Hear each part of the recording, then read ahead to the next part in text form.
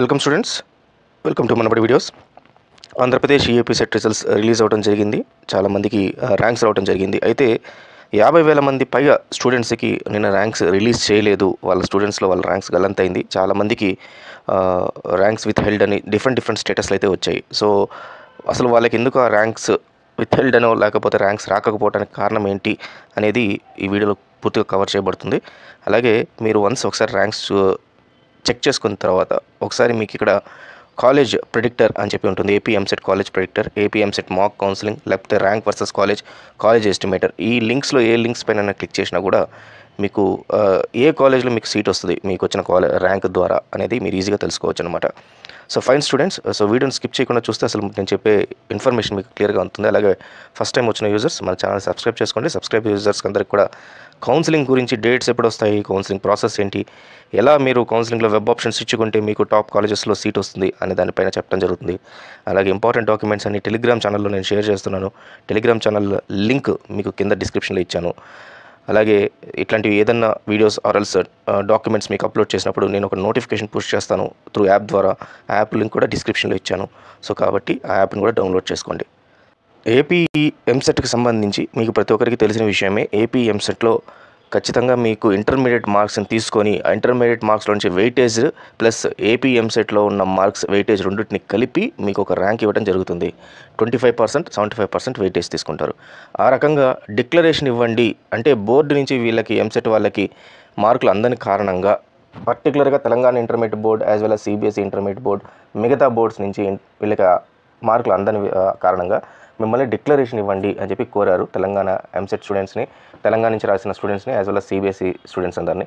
చాలామందికి ఈ విషయం తెలియదు, తెలిసిన వాళ్ళు కూడా కొంతమంది లాస్ట్ డేట్ అయిపోయి ఇవ్వలేని పరిస్థితిలో ఉన్నారు.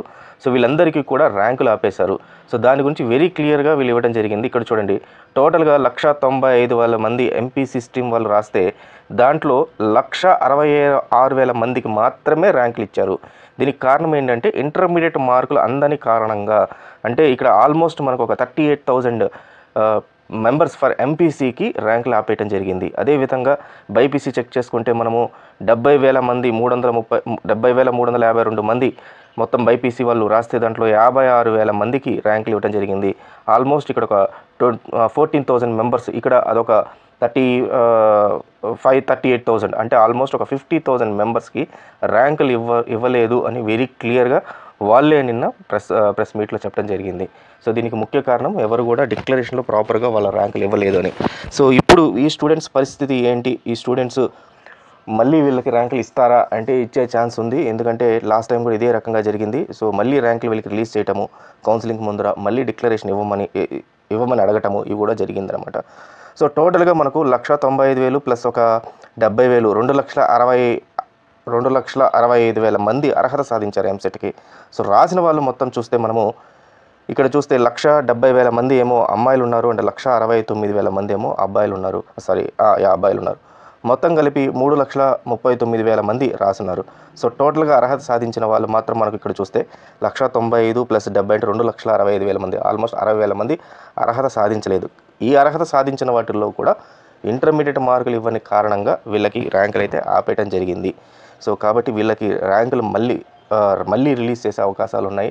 డిక్లరేషన్ కోసం అని చెప్పి మళ్ళీ వీళ్ళు ఒక నోటిఫికేషన్ రిలీజ్ చేస్తారు. ఈసారి అయితే మిస్ అవ్వకండి. లేదు ఈ ప్రక్రియ మార్చి వేరే ప్రక్రియ ఏమైనా ఇస్తారేమో చూద్దాము. ఇలాంటిది ఏ ఇన్ఫర్మేషన్ అప్డేట్ వచ్చినా. అలాగే ఇన్ కేస్ ఒకవేళ స్టూడెంట్స్కి ఇప్పుడున్న వాళ్ళకి ఎవరికైతే ర్యాంక్స్ ఇవ్వలేదో ఆల్రెడీ ర్యాంక్స్ ఇచ్చిన స్టూడెంట్స్కి రేపు ఫ్యూచర్లో ర్యాంకులు మారుతాయా అంటే మారే ఛాన్సులు కూడా కనబడుతున్నాయి. వీళ్ళకి ఎవరికైతే డిక్లరేషన్ మళ్ళీ కొత్తగా ఇచ్చారంటే ఈ స్టూడెంట్స్ మాత్రము, సో ఆ స్టూడెంట్స్ డిక్లరేషన్ మార్కులు కన్సిడర్ చేస్తే ర్యాంక్ ప్రాసెస్లో ఖచ్చితంగా పైకి కిందకి అయితే అయ్యే ఛాన్సెస్ అయితే ఉన్నాయి. దీన్ని ఏ రకంగా వీళ్ళు హ్యాండిల్ చేస్తారు అనే దానిపైన అయితే ఇప్పటిదాకా స్పష్టత లేదు. మళ్ళీ డిక్లరేషన్ అడిగి మళ్ళీ వాళ్ళకి ర్యాంక్స్ ఇస్తే ఫస్ట్ ర్యాంక్ వచ్చిన ఎవరైతే శ్రీశాంత్ రెడ్డికి ఆయనకన్నా ఎక్కువ ఎవరైనా వచ్చుంటే మళ్ళీ అప్పుడు ఆయనకి ఫస్ట్ ర్యాంక్ మిస్ అయిపోతుంది. సో ఆ రకంగా డిఫరెంట్ పర్సన్స్కి డిఫరెంట్గా ర్యాంకులు మారే ఛాన్సెస్ అయితే ఖచ్చితంగా ఉంది. సో ఇప్పుడు మీరు వచ్చిన ర్యాంకుల్ని ఫైనల్ అవుతుంది అని మాత్రం మనము అనుకోవడానికి అయితే లేదు. వీళ్ళు కూడా ఎక్కడ కూడా మనకు దానిపైన క్లారిటీ అయితే ఇప్పటిదాకా అయితే ఇవ్వలేదు AP EAMCET board. So let's wait and watch.